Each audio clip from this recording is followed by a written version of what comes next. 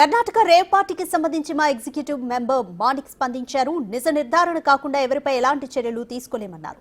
గతంలో ఇలాంటి ఘటనలు జరిగినప్పుడు మా బృందం కఠిన నిర్ణయాలు తీసుకుందన్నారు.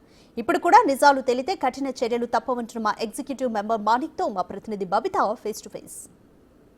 తెలుగు సినీ పరిశ్రమలో రేవ్ పార్టీ కల్చర్ రోజు రోజుకి పెరిగిపోతూనే ఉంది. అది మనం రెగ్యులర్గా చూస్తూనే ఉన్నాము. అయితే నిన్నటికి నిన్న హేమ రేవ్ పార్టీలో కనిపించిందని బెంగళూరు పోలీసులు అయితే చెప్తున్నారు. అయితే దీనిపైన మరింత విషయాన్ని మనకి తెలియజేయడానికి మా అసోసియేషన్ ఎగ్జిక్యూటివ్ మెంబర్ మాణిక్ గారు మనతో పాటు ఉన్నారు.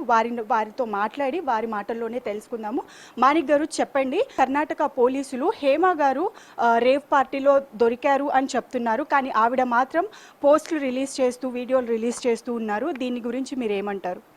శ్రీకాంత్ గారు ఉన్నారు, మన హేమ గారు ఉన్నారు అని టీవీ వాళ్ళు చెప్పడము ఇది ప్రొపగండగా ఒకటి కావడం అన్నది జరుగుతున్నది.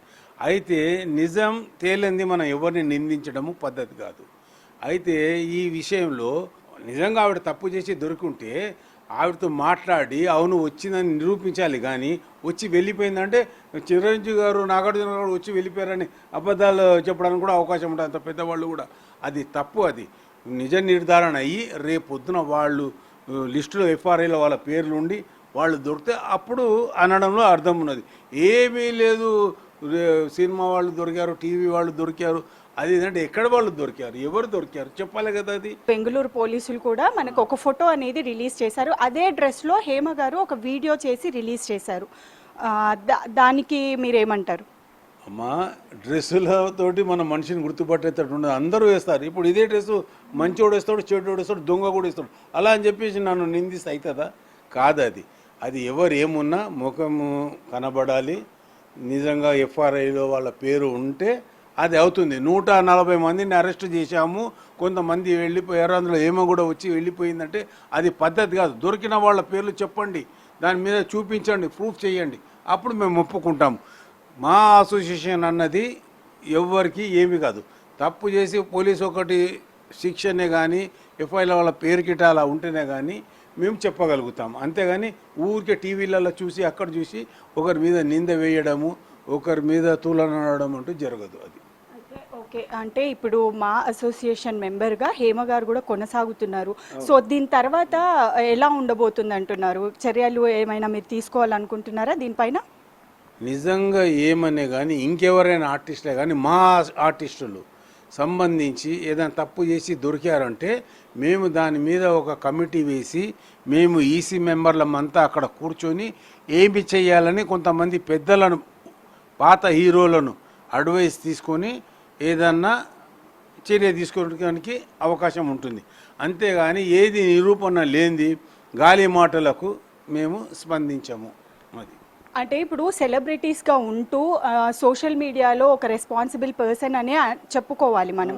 సో ఇలాంటివి ఇట్లా ఒక సెలబ్రిటీస్ పైన ఇలాంటి అలిగేషన్స్ వస్తున్నప్పుడు మీరు ఎలా హ్యాండిల్ చేస్తారు వీటిని?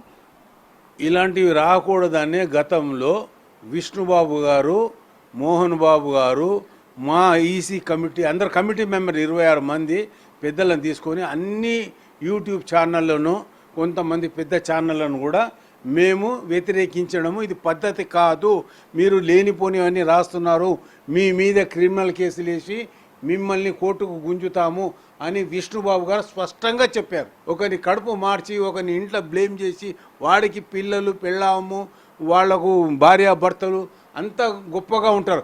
అలాంటి కుటుంబంలో నీచపు మాటలు, అబద్ధపు మాటలు మాట్లాడి మీరు ఇలాంటి అలిగేషన్స్ తీసుకొచ్చి ఇండస్ట్రీని ఓ ఓ ఓ అని చెయ్యకండి ప్లీజ్, దయచేసి.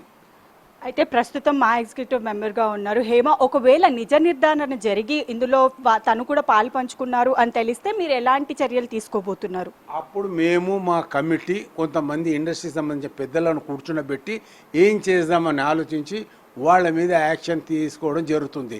ఇంతకు ముందు మాకు వ్యతిరేకంగా ఎలక్షన్ కాగానే కొత్తగా నటుడు అయ్యాడు, అతనికి ఏదో కావాలి, మాను ఏదో చేయాలి గొప్పగా, మాలో నేను కూడా ఒక గొప్పతనం ఆనందంతో ఉడుకు రక్తంతో అతను ఇంకో ఓల్డ్ ఆర్టిస్టు ఆవిడ ఇద్దరు కలిసి అందరిని తిట్టడము, అది ఇది మా ఏదేదో మాట్లాడారు. అమ్మ మీరు మాట్లాడడం అది పద్ధతి కాదు.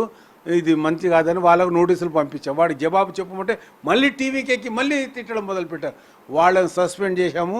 4 ఏళ్ళైతే వాళ్ళని సస్పెండ్ చేసి ఇంకా 4 ఏళ్ళైనా వాళ్ళను తీసుకునేది లేదు. వాళ్ళు క్షమాపణ లెటర్ ఇచ్చి చేసిన తప్పు మీడియా ముందర మేము చేసాం తప్పు మమ్మల్ని క్షమించండి అని ఒప్పుకునే వరకు వాళ్ళని మేము తీసుకోము. ఫైనల్గా ఈ రేవ్ పార్టీ కల్చర్ అనేది తెలుగు సినిమా పరిశ్రమని కుదిపేస్తుందనే చెప్పాలి. దీని గురించి మీరు ఏం చెప్తారు? అమ్మ, ఇది ఒక 10 ఏళ్ల నుంచి జరుగుతున్నది. డ్రగ్స్ తీసుకున్నారు సినిమా వాళ్ళు అని చెప్పేసి అది ఇది ఇది ఇది అన్నారు. ఎక్కడ ఏ తప్పు జరిగినా ముందు వచ్చి సినిమా ఇండస్ట్రీ మీద పడతారు. సినిమా వాళ్ళ నుంచి ఒక పబ్లిసిటీ దొరుకుతుంది, అలాగైతేనే జనం చూస్తారు అని ఒక అలవాటు అయిపోయింది. అది మంచి పద్ధతి కాదు. ఇన్ని రోజులు ఒక 5 ఏళ్ళు గొడవ జరిగి అంత సోకాడు నోసులు పట్టించారు, అందరు తీసుకొని చివరికి ఏం చేశారు, డ్రగ్స్ కేసు కొట్టేశారు. ఏమైంది, ఇన్ని రోజులు మీరు వాళ్ళ మీద నిందలు మోపారు, చివరికి ఏమీ లేదు, అంత ఉత్తిది అని తేల్చేశారు. మీ అందరికీ నేను చేతులెత్తి దండం పెట్టి చెప్తున్నాను, రాళ్ళు కొట్టకండి, అవకాశం ఉంటే పూలదండ వేయండి, లేకపోతే రాళ్ళు మాత్రం వేయకండి. అది నేను చెప్పేది.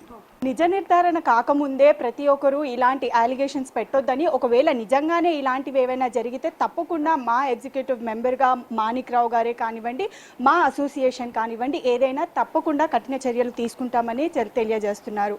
వీడియో జర్నలిస్ట్ నరసింహతో బబిత, బిగ్ టీవీ, హైదరాబాద్.